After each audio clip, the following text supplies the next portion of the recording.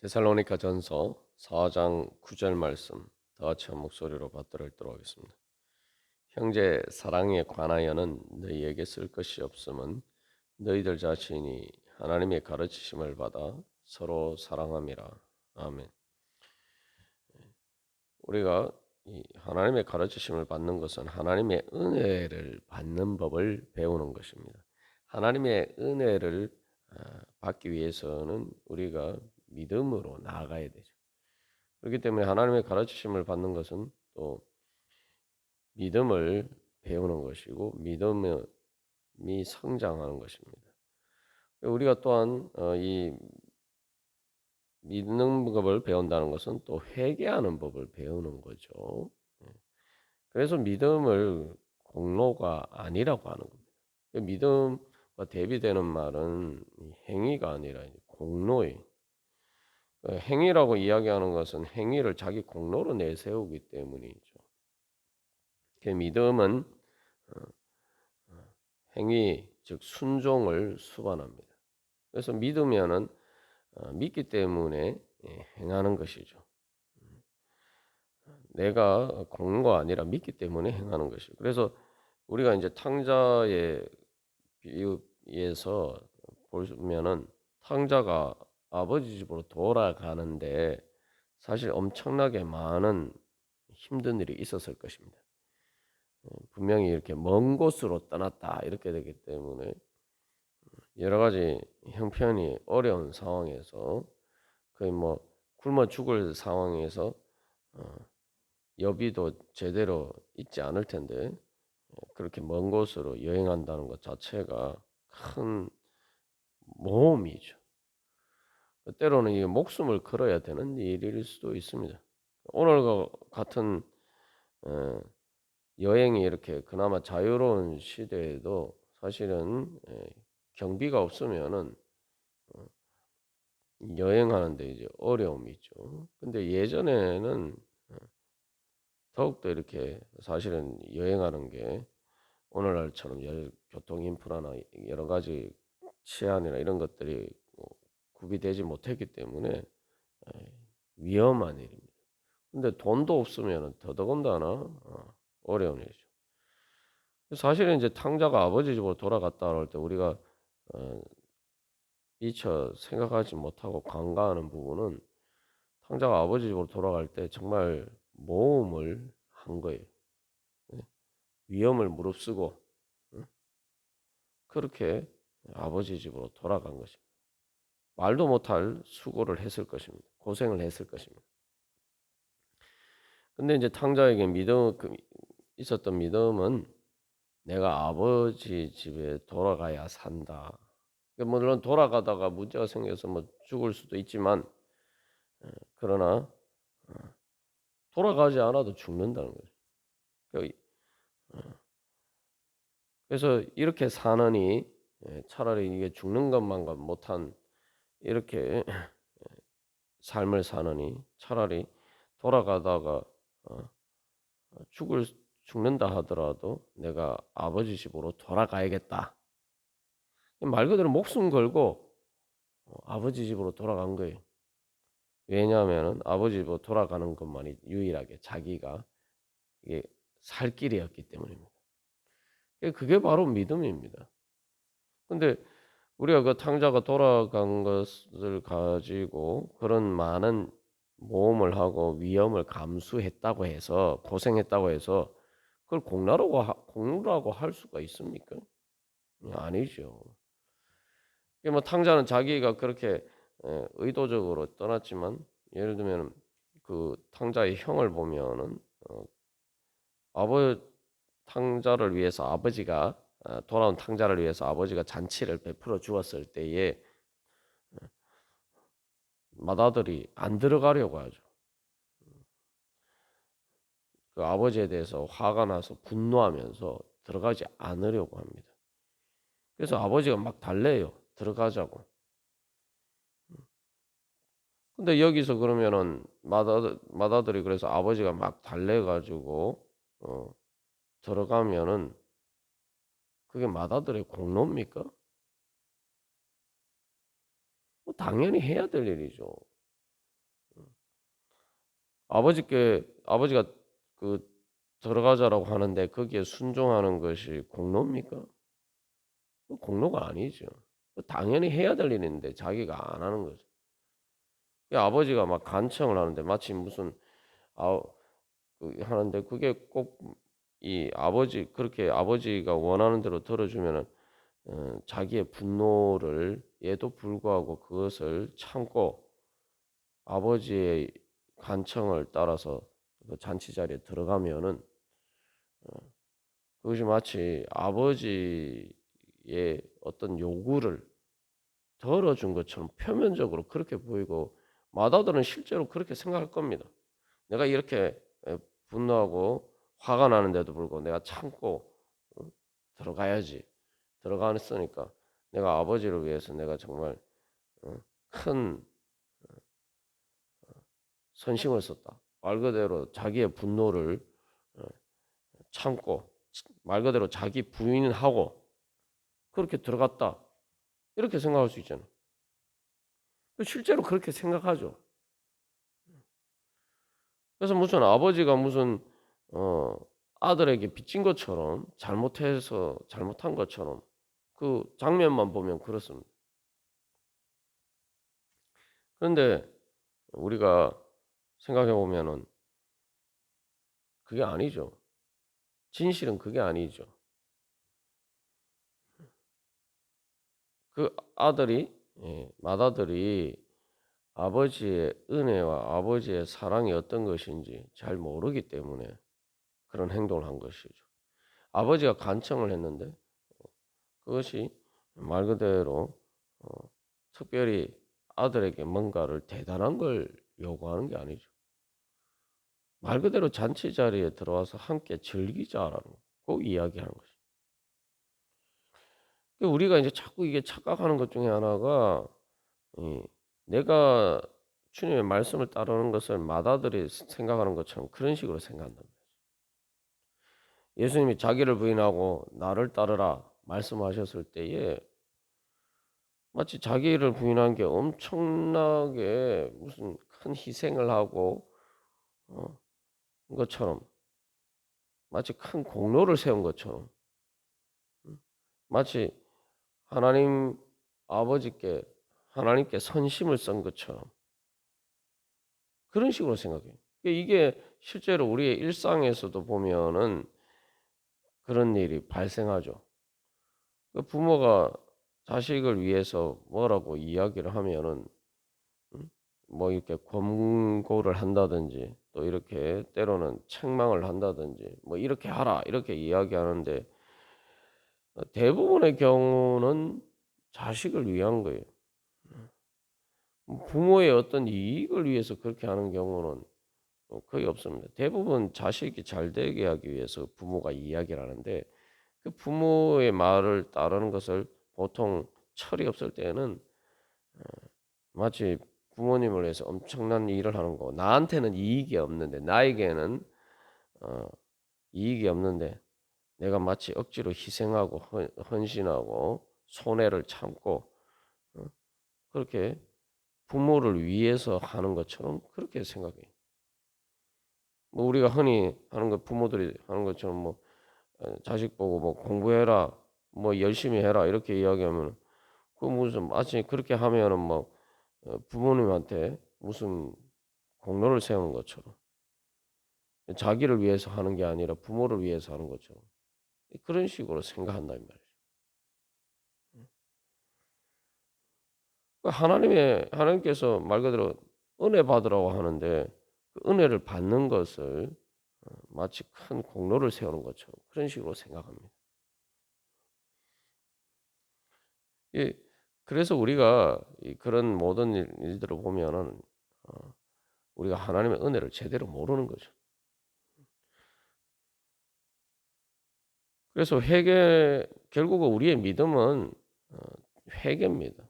회개라고 할 때 뭐 단순히 죄의 문제, 뭐 구체적인 어떤 지은 죄의 문제만 생각합니다만 근본적으로 회개는 물론 그런 죄의 문제, 구체적으로 지은 우리가 잘못한 것에 대한 회개가 있어야 됩니다만 근본적인 문제는 하나님께 우리의 마음이 돌아가는 거예요. 다시 말하면은 모든 죄의 근원이 바로 하나님과 멀어진 거예요. 하나님과 마음이 멀어졌기 때문이죠. 그래서 우리가 어제 나눈 것처럼 탕자가 멀리 떠났는데 아버지가 그 멀리 찾아간다고 해서 문제가 해결이 되는 게 아니에요. 아버지하고 아들하고 그 탕자하고 같이 한 집에 산다고 해서 문제가 해결되는 게 아닙니다.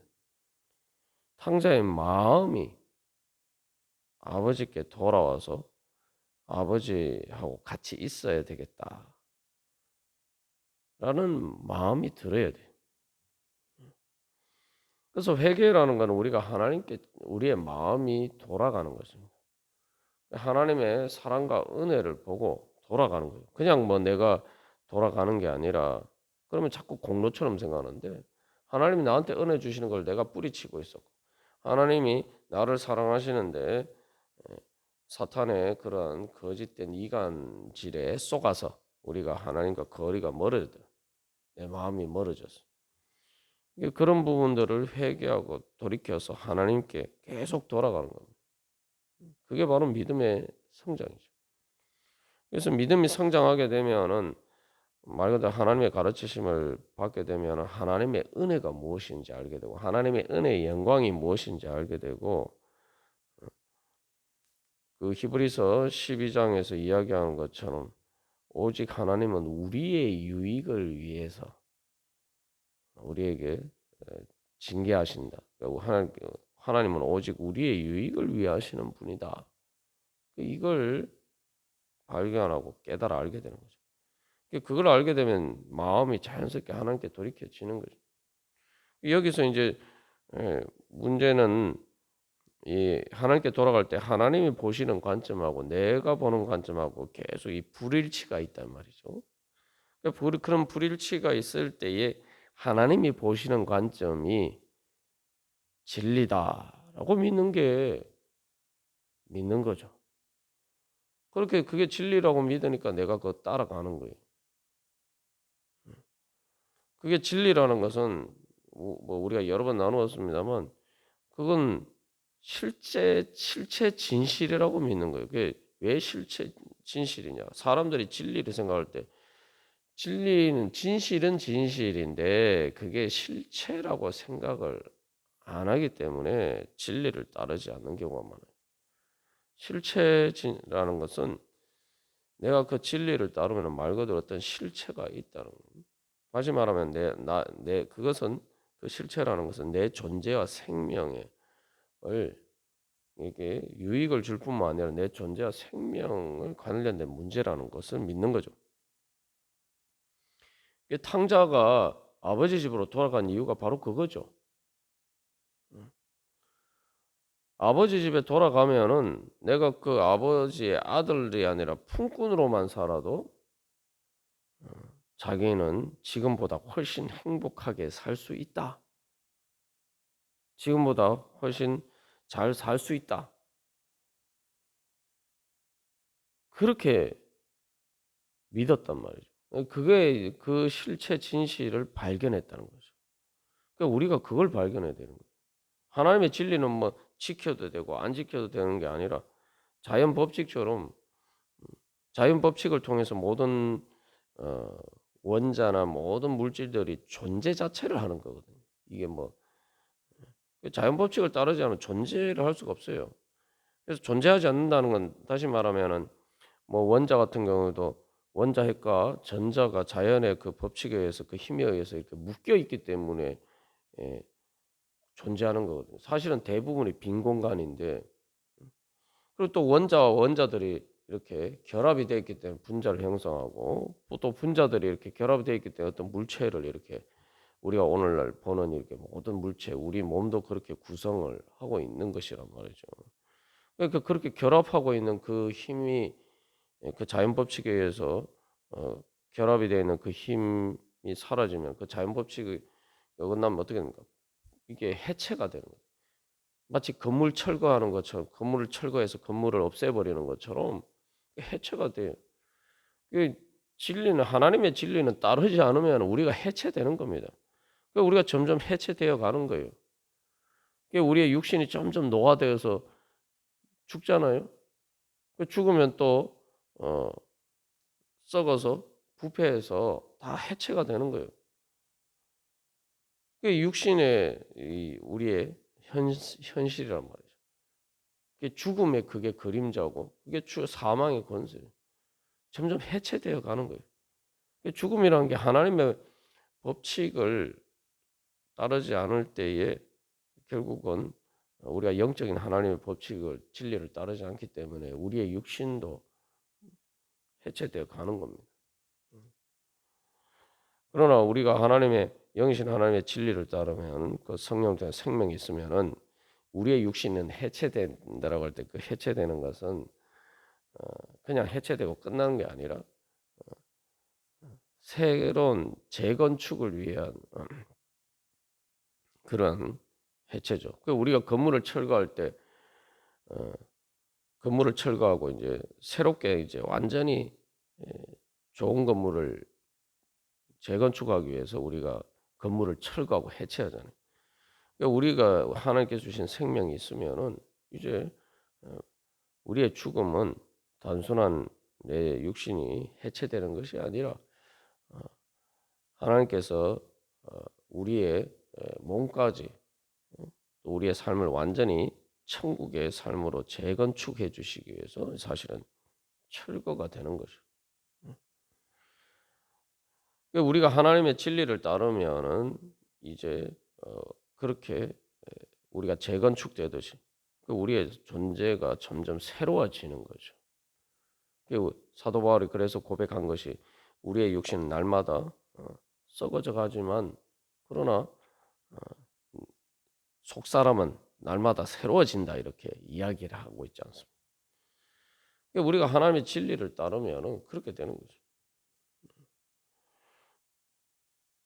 그게 그래서 하나님의 가르치심을 받는 거죠. 하나님의 가르치심을 받아서 하나님의 바로 진리, 내 존재와 생명을, 내 행복을 결정하는 하나님의 진리를 배우고 그것을 따르는 거예요.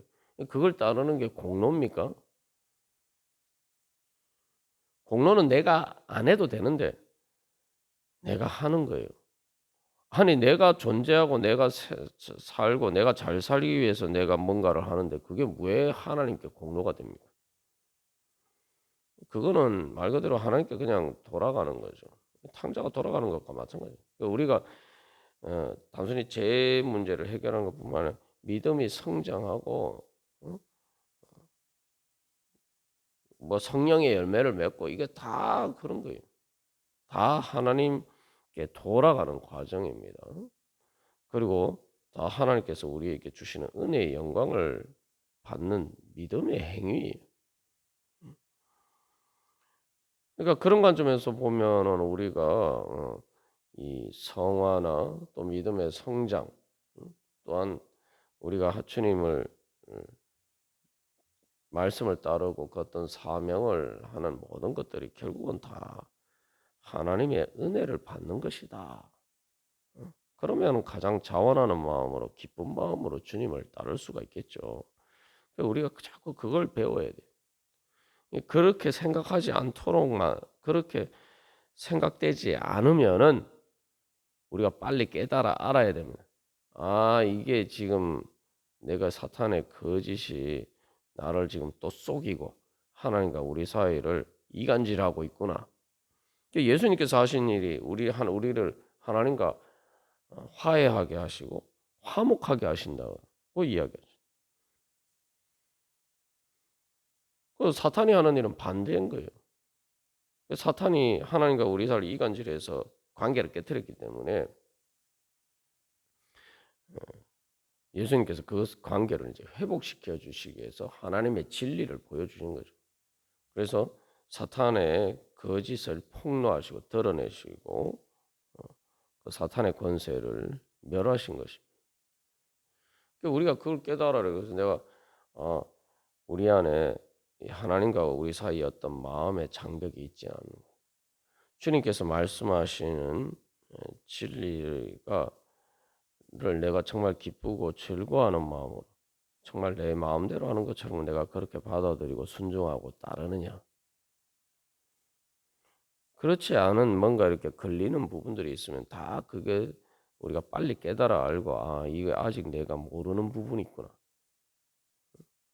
그래서 깨달아 알고 그것을 가지고 회개하면서 주여 이 주님의 진리를 믿게 하여 주시옵소서. 그리고 그 진리를 기뻐하고 즐거워하며 따름으로써 하나님께서 그 진리를 통해서 우리에게 인도하여 주시고자 하시는 그 의의 길, 그것을 통해서 우리에게 은혜를 주시고자 하시는 것을 받을 수 있도록 그렇게 믿음으로 순종하고 행하게 하여 주시옵소서. 우리가 그렇게 기도해야 되는 거예요. 그래서 하나님께서 말씀하시는 것과 내 생각이 틀릴 때, 그때에 이게 내가 틀렸다 이렇게 생각하고 믿고 회개하고, 그래서 그게 바로 자기 부인이죠. 그렇게 주님 앞에 나가는 게 바로 하나님의 가르치심 받는 겁니다. 근데 내가 그 하나님께서 말씀하시는 것과 내가 보는 것이 다를 때에 그럼에도 불구하고 내가 주님께서 주님의 진리를 따르는 것이 나한테 좋은 것이다 이렇게 보여야 되는 겁니다. 그렇게 또 믿고 우리가 그렇게 보이지 않지만 그렇게 믿고 그렇게 주님을 따라서 순종함으로써 그게 진짜로 하나님께서 말씀하시는 것이 나에게 좋은 것이다 라는 것을 우리가 실제로 경험하는 자리까지 나가야 돼요. 그게 바로 하나님의 가르치심을 받는 거예요. 그래서 내 생각이 옳은 줄 알았는데 하나님의 진리를 따르니까 그게 진짜 더 진리구나. 내가 잘못 알고 있었구나. 이걸 자꾸 깨달아 가야 되는 거예요. 그게 하나님의 가르치심을 받는 거죠. 그래서 우리가 오늘도 주님 앞에 나갈 때에 바로 그런 이렇게 날마다 새롭게 주님께서 우리를 깨우쳐 주시고, 그래서 우리가 회개하며 우리의 믿음이 성장하여서 그래서 주님 따르게 하여 주시옵소서. 그래서 주님께서 주시는 은혜의 영광을 받기에 부족함이 없도록 주장하여 주시옵소서. 우리가 그렇게 기도하면서 나아가기를 간절히 소망합니다. 다 같이 기도드리시겠습니다.